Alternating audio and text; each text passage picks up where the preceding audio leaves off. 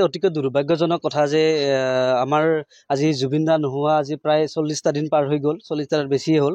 আৰু এনেকুৱা দুখৰ বতৰৰ সময়তো জুবিন দাৰ যি শেহতীয়াকৈ প্ৰকাশ পোৱা যিখন চিনেমা ৰৈ ৰৈ বিনালে, সেই চিনেমাখন আচলতে হলত মানুহে চাবৰ কাৰণে টিকট নাইকিয়া অৱস্থা, কিন্তু কোনোবা এজন ধুৰন্ধৰ কোনোবা বদমাছে পাইৰেচি কৰি পেলাই হল ৰেকৰ্ডিং কৰি পেলাই নিজৰ ইউটিউব চেনেল খুলি কেনে ইউটিউবত আপলোড দিছে।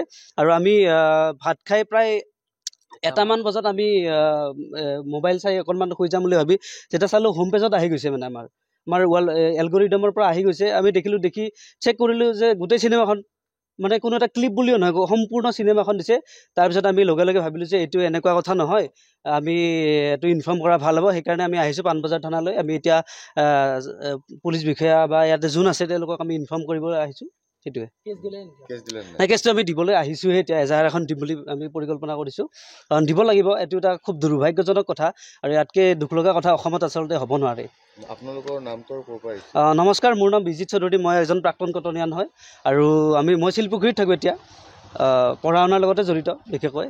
গতিকে এনেকুৱা এই ঘটনাটো আচলতে এনেকুৱা ঘটনা আৰু দুনাই নহওক, যাতে আৰু কোনো যাতে এনেকুৱা সাহস নকৰক, তাৰ বাবে আমি এইটো পন্থা ল'বলৈ। ইউটিউব চেনেলটোৰ নাম হৈছে আপোনাৰ জুবিন দা আছামিজ মুভি বুলি চেনেলটোৰ নাম। মই আপোনালোকক এইটো স্ক্ৰীনশ্বট দেখাই দিব পাৰোঁ। স্ক্ৰীনশ্বট এটা ওলাই দেচোন কোনোবা। আমি ৰাখিছোঁ গোটেই চেনেল লিংক। এইটো চেনেল আপোনালোকে চাওক, ইউআৰএলটো আছে, এইটো জুবিন দা আছামিজ মুভি বুলি চেনেলটো খুলিছে। আৰু প্ৰায় 4 ঘণ্টামান হৈছিলে, মই যেতিয়া দেখিছোঁ, যেতিয়া ন'টিচ কৰিছোঁ তেতিয়া 4 ঘণ্টা অলৰেডি আপলোড হৈ গৈছিলে, আৰু আপোনাৰ 228টা ভিউজ আহিছিলে। এতিয়া আমি যেতিয়া ইউআৰএলটো চেক কৰিছোঁ, এতিয়া চাগে ডিলিট কৰিছে চাগে, এতিয়ালৈকে আমি গম পোৱা নাই, কাৰণ আমি অনাৰকো আমি জনাইছোঁ কপিৰাইট কিবা তেওঁলোকে ক্লেইম কৰিছে, গতিকে চাগে ডিলিট কৰিব। আৰু আমি যাতে এনেকুৱা সাহস যাতে কোনো নকৰক আৰু অসমত, গতিকে তাৰ কাৰণে আমি এইটো আচলতে আমি এৱেৰ কৰাৰ কাৰণেহে আমি কোনো কাৰোৰ প্ৰতি আমাৰ একো বেয়া হেৰি নাই, আমি কেৱল মাত্ৰ এৱেৰনেছ এটাৰ কাৰণেহে আমি এইটো কৰিবলৈ আহিছোঁ। আচলতে আমিও জুবিন দাৰ অনুৰাগী হয়।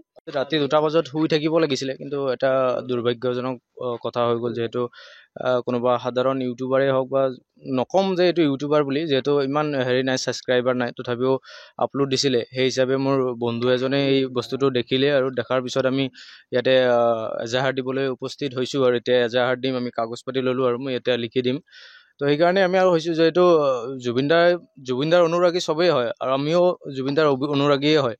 সেইকাৰণে আমি ইয়াতে উপস্থিত হৈছোঁ, যিহেতু চিনেমাটো প্ৰডিউচ হৈছে, জুবিন দাই কৰি থৈ গৈছে, জুবিন দাৰ এটা ৰেকৰ্ড হ'ব। আৰু সেই ফিল্মটো যদি এনেকৈ বনাই ইউটিউবত কোনোবাই ৰেকৰ্ড কৰি কোনোবাই যদি আপলোড দি দিয়ে, তেতিয়াহ'লে ভাবিম যে জুবিন দাৰ যোনটো স্পিৰিট আছে সেইটো মানে দবাব চেষ্টা কৰিব, বা সেই স্পিৰিটটোক দবাব চেষ্টা কৰি আছে, বা সেই স্পিৰিটটোক কি কৰিব, সাধাৰণ মানুহে কি কৰিব বিচাৰিছে, দবাব বিচাৰিছে। সেইকাৰণে আমি ভাবিছোঁ যে এজ এ নৰ্মেল মানুহ হিচাপে আমি ইয়াতে আহি কিনে নৰ্মেল অনুৰাগী হিচাপে আমি একো ভাইলেশ্যন আমি ক্ৰিয়েট কৰিব বিচৰা নাই। আমি সাধাৰণতে ইয়াতে আহিছোঁ জাষ্ট এটা এৱাৰনেছ ক্ৰিয়েট কৰিবলৈ, যাতে এনেকুৱা ভুল আৰু দুনাই নহয়। সেইকাৰণে আমি ইয়াতে উপস্থিত হৈছোঁ, এতিয়া এজাহাৰ দিম। আৰু কোন থানাত দিব এজাহাৰখন?